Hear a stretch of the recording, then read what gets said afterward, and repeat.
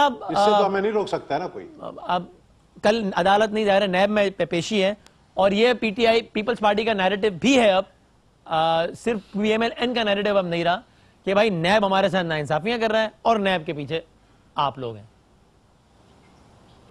دیکھیں وسیم سب سے پہلے تو میں آپ کو مبارکباد دینا چاہتا ہوں, بڑا زبردست آپ نے پی ایس ایل کنڈکٹ کیا پروگرامز میں. سر بڑی نوازش, تھینک یو ویری مچ. میں سمجھتا ہوں آپ مس بھی کر رہے ہوں گے, کم از کم ہم تو آپ کو بڑا مس کر رہے تھے. سر بڑی نوازش, میں بھی سیاست مس کر رہا تھا لیکن اس دوران میں نے کوئی سیاسی تبصرے کیے تو وہ تعریفیں اتنی ہو گئی اور گالیاں بھی اتنی پڑ گئی کہ میں نے زیادہ مس کیا نہیں, وہ کوٹا پورا ہو گیا. اور میں آپ سے آن ایئر معذرت کرنا چاہتا ہوں, آپ نے مجھے انویٹیشن دیا ہے لیکن ہیلتھ ایشو کی وجہ سے میں آ نہیں سکا تھا. تھینک یو سو مچ. اچھا دیکھیں اسی بات یہ ہے, یہ ٹرین مارچ, یہ لانگ مارچ, یہ کس طرح سے بلیک میلنگ اور تھرٹ کرنے کی بھی کوشش کر رہے ہیں. میں صرف گبول صاحب کو یہ کہنا چاہوں گا کہ جیلیں, ٹرینیں, بسیں بھرنے کے پیچھے ایک نظریہ ہوتا ہے اور اس نظریے کے لیے کارکن ورکر باہر نکلتے ہیں اور جیلیں, بسیں اور ٹرینیں بھری جاتی ہیں.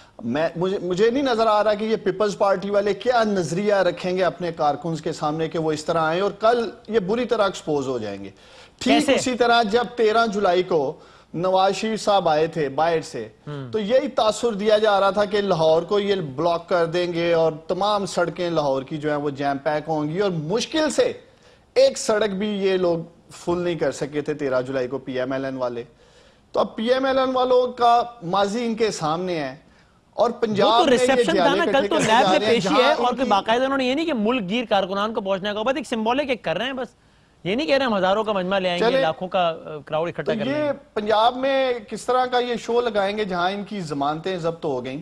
میں سمجھتا ہوں کہ پیپلز پارٹی کی جو قیادت ہے یہ خود ایک تاثر کریٹ کر رہی ہے کہ یہ 100% پکڑے جائیں گے.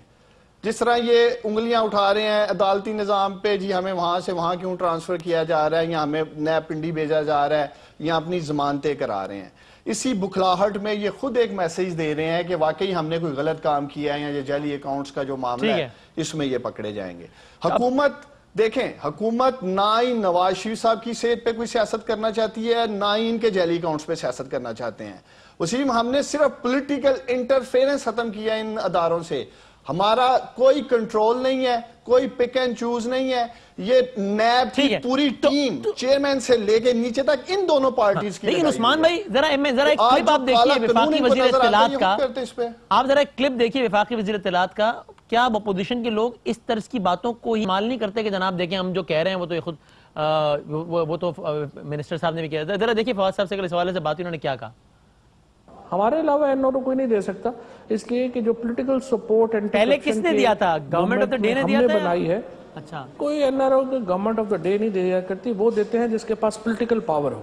پولیٹیکل پاور اب جو ہے وہ ہمارے پاس ہے, عمران خان کے پاس ہے. عمران خان جو ہے وہ اگر چاہتے ہیں تو کل چلے جائیں گے. عمران خان اگر چاہیں بھی تو بھی وہ کیسے این آر او دے سکتے ہیں؟ آج ہم اپنی آنکھیں بند کر لیں اور انویسٹیگیشنز جو ہیں وہ ہونے دیں. انویسٹیگیشنز کے اوپر نہ ہم اپنا دباؤ رکھیں, ہم کرپشن کے کیسز کے اوپر نہ اپنا دباؤ رکھیں, تو یہ جو ادارے ہیں آپ کا خیال ہے کہ ان کے سربراہان یا ان کے انویسٹیگیٹنگ آفیسر جو ہیں کھڑے رہ جائیں گے ایک دن بھی؟ اتنے بڑے بڑے لوگ ہیں یہ تو سارے پچھلی انویسٹیگیشن کرنے والے بیچارے تو مارے گئے ہیں.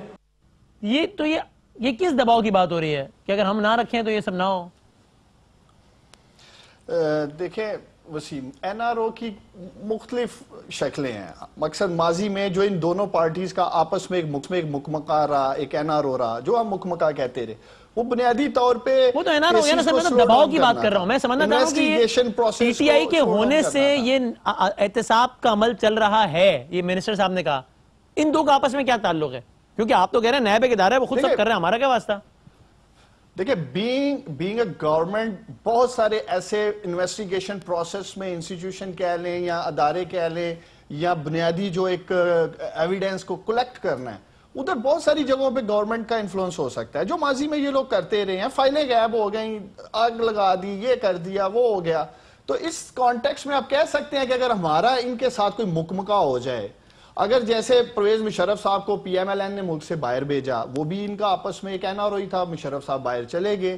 اسحاق ڈار صاحب خیر وہ باقاعدہ پروٹوکول کے ساتھ وزیر اعظم کے جہاز میں گئے, وہ بھی علاج کرانے گئے, وہ بھی آج تک واپس نہیں آئے. تو این آر او کی مختلف شکلیں ہیں. ہم ایک NRO ہے جو انہوں نے پرویز مشرف صاحب کے ساتھ کیا تھا، پیپلز پارٹی نے ملک کے آنے کے لیے اندر کیا، ان لوگوں نے ملک سے باہر جانے کے لیے کیا.